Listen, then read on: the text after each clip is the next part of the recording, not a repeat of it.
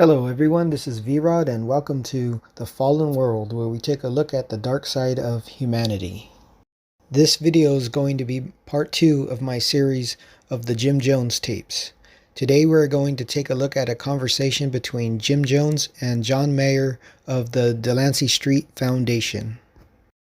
To give a little context of the conversation, Jim Jones and John Maher were talking about the political strategies that they use. If you want to listen to the entire conversation, you can visit the Jonestown Institute's website and type in Q622 in the search bar. An MP3 and a transcript will be provided, as well as a summary of the conversation. What is interesting about this conversation is that Jim Jones admits to being agnostic about the paranormal, and then goes on to say that he does not believe in any loving God, and that the People's Temple were 90% atheist. He also goes on about being an atheist and that the only reason he's involved in the church is because he has a platform to politically influence a lot of people. Well, without further ado, let's begin.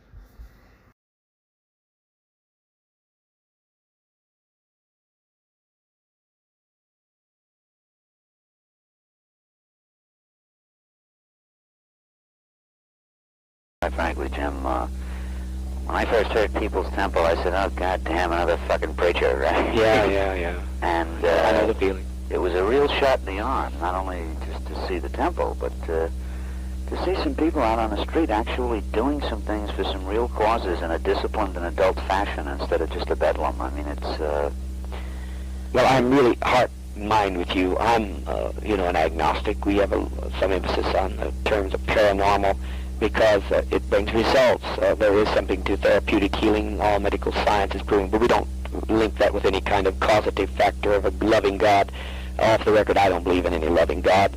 Our people, I would say, are 90% atheist. We think Jesus Christ was a swinger.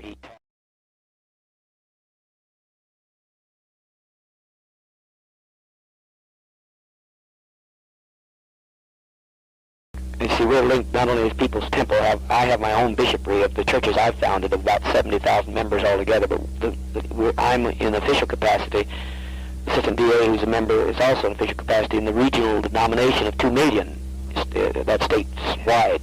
So giving up the church meant giving up that kind of influence. Our whole denomination comes out with the most radical kinds of postures, and it's always People's Temple's caucus that does that. Right. So otherwise, I would have left the church. I think you're in the right place, because I think it's exactly right. Because a lot of these folks, who their education and their background has made them bigots and fools, that they can hear it from a collar, and they're basically decent. Unfortunately, I think you're right. And I think that's essential, because there's an awful lot of these little Christian people around who, they vote wrong all the time and all of this stuff, but fundamentally, they got some good ideas about principles, and if we could just reach them, and I think you're doing it right. I think that's the only way to reach them, is from positions where they can hear it instead of demanding that they listen to us on the street. Well, thank you for the feedback, because I must say I've felt somewhat hypocritical for the last years as I became an atheist.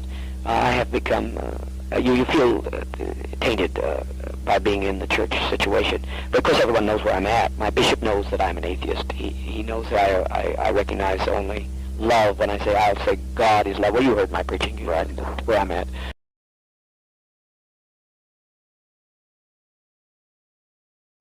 I don't keep it any secret. So when it comes to fundamentalists, I'm not much influenced, but it's amazing how many liberal churchmen, and even you would think Orthodox churchmen.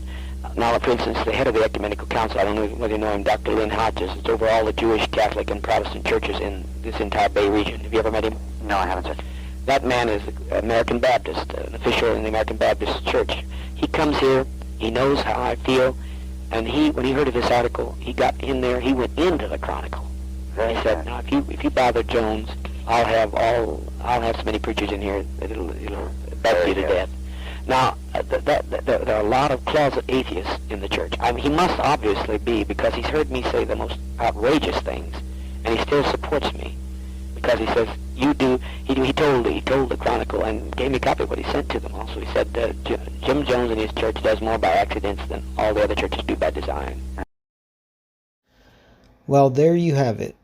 I hope I was able to provide you all with some good unknown information. Stay tuned for more on Jim Jones in upcoming videos. Thanks for watching. This is V-Rod, over and out.